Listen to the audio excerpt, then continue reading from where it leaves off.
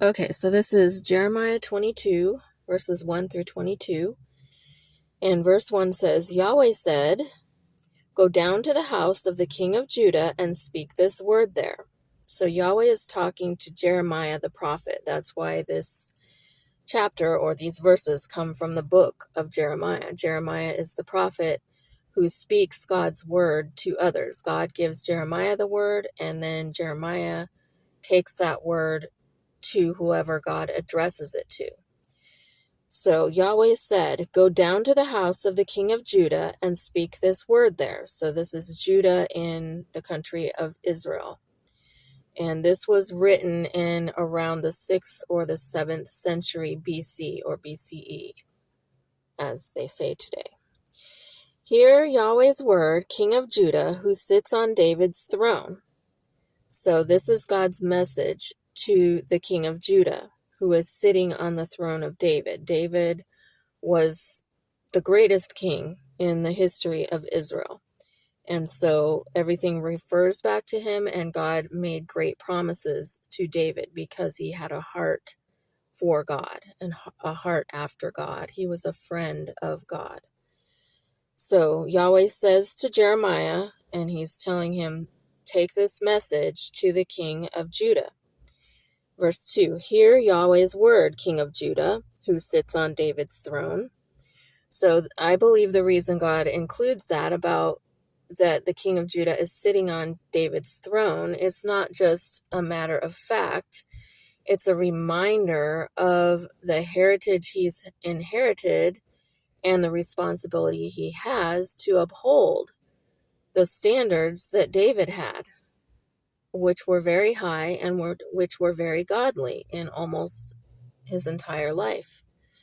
So God reminds the king of Judah, you're sitting on David's throne. You need to uphold the right values when you are in that position. "Hear Yahweh's word, King of Judah, who sits on David's throne, you, your servants, and your people who enter in by these gates." So God is including not only the king, but those who serve the king and the king's subjects.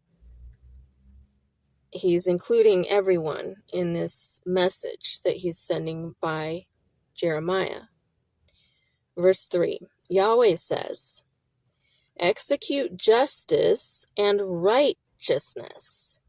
So righteousness means rightness, things that are right, doing right and being right. So Yahweh says, execute justice and righteousness and deliver him or save him who is robbed out of the hand of the oppressor. So God is requiring of the king of Judah, who sits on David's throne, and of his people, that they do what's right. And that when someone is being robbed or is in the hand of an oppressor, someone is oppressing them or abusing them, to save them. Bring them to safety out of the hand of the oppressor. That's what God says. That's what Yahweh says. Yahweh says, execute justice and righteousness and deliver or save him who is robbed out of the hand of the oppressor. Do no wrong. Do no violence to the foreigner, the fatherless, or the widow. So don't attack or harm or exploit the vulnerable. Don't shed innocent blood in this place. This is what Yahweh said. In contrast, Yahweh had instituted capital punishment for the crime of murder and major crimes that you can look up in the Torah, the first 5 books of the Bible, and find out what was a capital offense in God's law. But he's not referring to that. He says, don't shed innocent blood in this place. So he didn't say you can't have capital punishment for murderers. He said, don't shed innocent blood in this place. Don't be killing babies. Don't be killing children. Don't be killing the elderly. Don't be killing handicapped people. Don't be killing people who are not all there. Don't be killing people who are not committing crimes. Do no violence to the foreigner, the fatherless, or the widow. Don't shed innocent blood in this place. And Jerusalem and Israel was God's chosen land that he chose for his people and gave to them. And this was hallowed ground to God. And he said, don't shed innocent blood in this place, because this is hallowed ground that God chose and God gave. He does not want innocent blood shed on that land, nor at all, but especially there. Verse 4, for if you do this thing, so God says, if you do what I'm saying and obey me, if you do this thing indeed, then kings sitting on David's throne will enter in by the gates of this house, riding in chariots and on horses. They, their servants, and their people. So they'll be coming into the gate in style, in state. Today it'd be in Cadillacs and Lamborghinis or whatever they chose that was the most fancy. God is saying that you are upheld by me if you will obey me, and you will be riding in style. Verse 5, but if you will not hear these words, I swear by myself, says Yahweh, that this house will become a desolation. So I believe he's referring to the palace of the king. Or he could be referring to the entire descendants of Jacob or of Israel, the people, being a house or a household. This house will become a desolation, an empty place. Verse 6, for Yahweh says concerning the house of the king of Judah, you are Gilead to me, the head of Lebanon. So these were fancy places that he referred to in that time. You are Gilead to me, the head of Lebanon. Yet surely I will make you a wilderness, cities which are not inhabited. So God is saying, you're everything to me. I think you're great. But if you won't listen, if you won't obey me and do things right, if you insist on exploiting the vulnerable and doing violence to the poor, then I'm going to turn your beautiful city and your beauty into a ghost town. You will be demoted. You will become nothing. Verse 7, I will prepare destroyers against you, everyone with his weapons. So you might ask, how's God going to do that? Is God going to come down and do this directly? In this case, no. He said he will use others. He will prepare destroyers against them, everyone with his weapons, and they will cut down your choice cedars and cast them into the fire. So evidently this was a time and place where they were proud of their forest of cedar trees, which is fine wood. It's expensive wood. It's very good wood.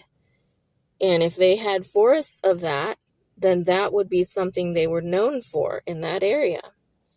And so he's warning them that he's going to send people to come and cut down their pride, what they are proud of, which was their choice cedars. Verse 8, many nations will pass by this city, and they will each ask his neighbor, why has Yahweh done this to this great city? Then they will answer, because they abandoned the covenant of Yahweh their God.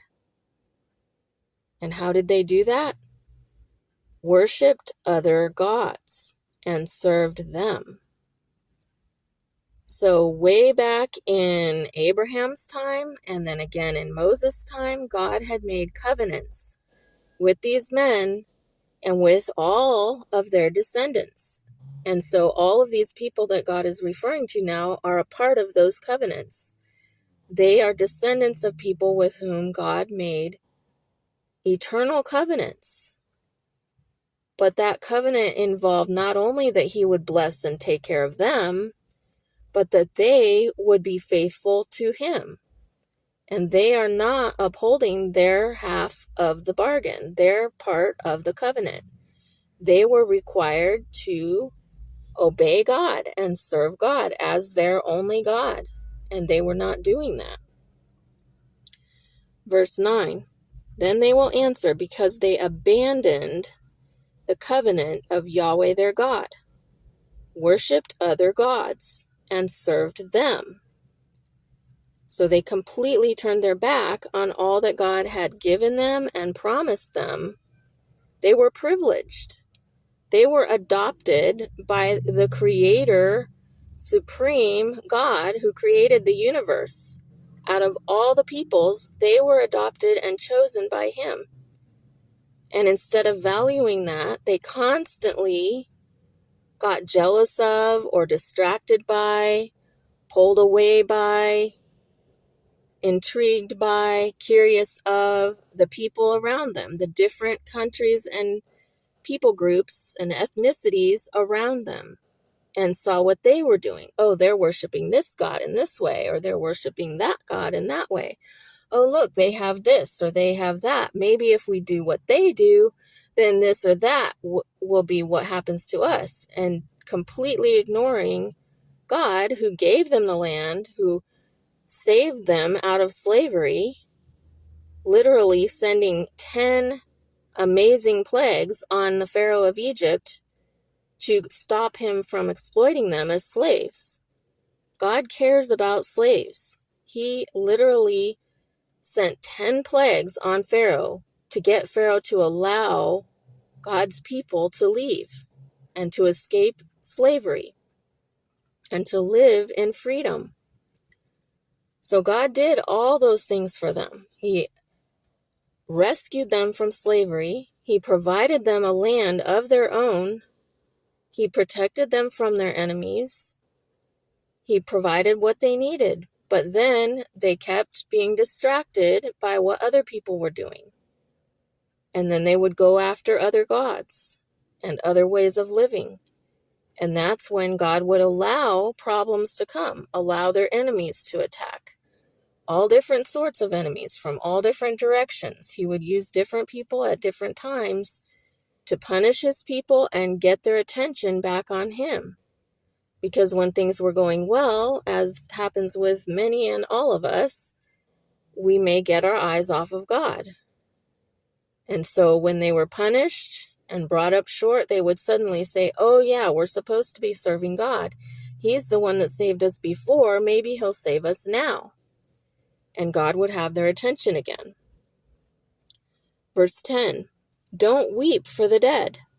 Don't bemoan him, but weep bitterly for him who goes away, for he will return no more, and not see his native country.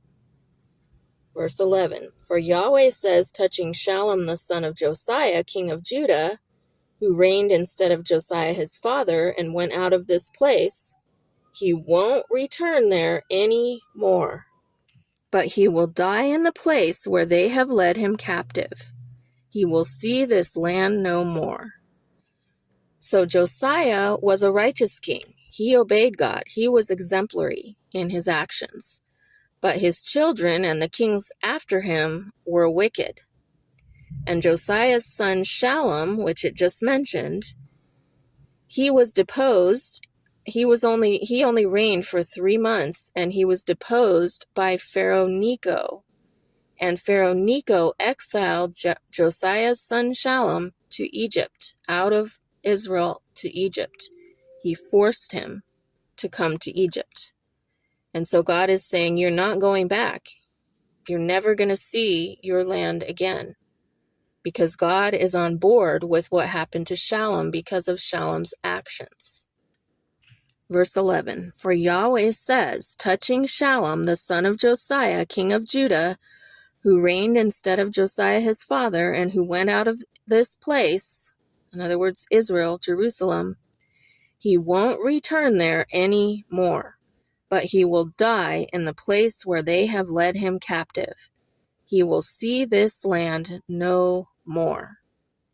So now this next section is directed toward Jehoiakim, another king who was also a son of Josiah. But none of Josiah's sons that reigned were good kings, as I understand it. So Jehoiakim was known for his extravagance, his injustice, his forced labor or slavery of the people or of people, and his idolatry, worshiping idols instead of worshiping God. Jehoiakim was the opposite of his dad Josiah. Jehoiakim became a vassal of Egypt, which means that he owed allegiance and service to Egypt in exchange for whatever his benefits were, whether it was protection or land or both.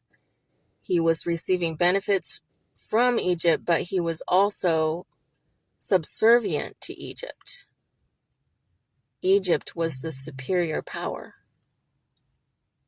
So Yahweh God says to Jehoiakim, king of Israel, in verse 13 of Jeremiah 22, "Woe to him who builds his house by unrighteousness, and his rooms by injustice, who uses his neighbor's service without wages." And neighbor doesn't necessarily mean someone who lives next door. It has to do with another person, just any other person. So he would hire people and then not pay them. Who uses his neighbor's service without wages and doesn't give him his hire. So this isn't another king criticizing Jehoiakim. This isn't lies. This is what God himself is saying about the king Jehoiakim. God himself says about Jehoiakim, "Woe to him who builds his house by unrighteousness and his rooms by injustice, who uses his neighbor's service without wages and doesn't give him his hire, who says, 'I will build myself a wide house and spacious rooms,' and cuts out windows for himself with a cedar ceiling and painted with red. Should you reign because you strive to excel in cedar?" So God says, does that qualify you to reign just because you like cedar wood and you're good at building with it? Does that qualify you to be king?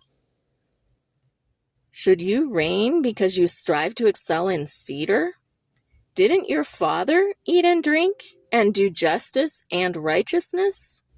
Then it was well with him. So God's referring back to Josiah. He's like, he had everything going for him, and he didn't do things wrong, like force people to labor and then not pay them. Didn't your father eat and drink and do justice and righteousness? Not unrighteousness, but righteousness. Then it was well with him. He judged the cause of the poor and needy. So then it was well. So God is saying, Josiah didn't ignore the vulnerable people, the ones who couldn't pay off the king or do anything for the king, the ones who were being oppressed and needed help. Josiah actually helped them. He judged the cause of the poor and needy. So then it was well. Wasn't this to know me, says Yahweh? So Josiah did what was right. He knew God, and things went well with him. Verse 17, "But your eyes and your heart are only for your covetousness, for shedding innocent blood, for oppression, and for doing violence." So God is contrasting Josiah to his son Jehoiakim, who was the opposite. Verse 18, "Therefore, Yahweh says concerning Jehoiakim, the son of Josiah, king of Judah, they won't lament for him, saying, 'Oh, my brother,' or 'Oh, sister.' They won't lament for him, saying, 'Oh, Lord,' or 'Oh, his glory.' He will be buried with the burial of a donkey. drawn and cast out beyond the gates of Jerusalem. So God is saying, your people are not even going to mourn for you when you die. You're going to be thrown out like a donkey outside the city. They'll drag you out and throw you out, and no one will cry. Verse 20. Go up to Lebanon and cry out. Lift up your voice in Bashan and cry from Abarim, for all your lovers have been destroyed. And God often talks about lovers in the Bible, and usually it is not talking about adultery. He's actually talking about spiritual adultery, because the people, instead of serving him, instead of keeping God as their God, Yahweh God as their God, they would go after other gods. And that is spiritual adultery. They had made a covenant with God that they would serve God and obey God, Yahweh God. And so when they would start following other gods and serving other gods and worshiping other gods, that was spiritual adultery, because they had formed a covenant with Yahweh God and they were breaking it by going after other gods. Verse 21, I spoke to you in your prosperity. So God didn't wait until all the bad things came on them. He warned them ahead of time when they were still prospering. He says, I spoke to you in your prosperity, but you said, I will not listen. So they had a rebellious answer to God when God warned them.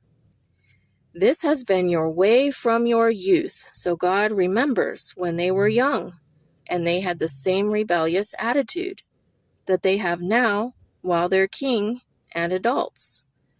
This has been your way from your youth, that you didn't obey my voice.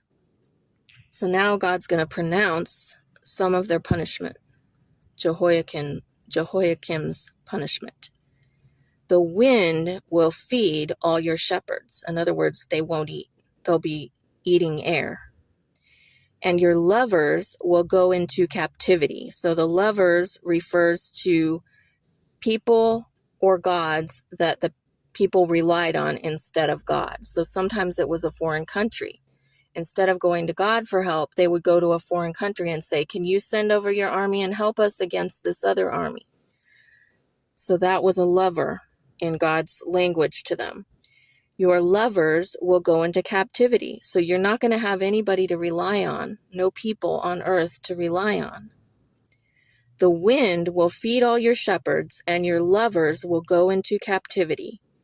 Surely, then you will be ashamed and confounded. For what? Why was all of this going to happen? For all your wickedness. And that's Jeremiah 22, verses 1 through 22. There's more to the chapter, but we'll stop there.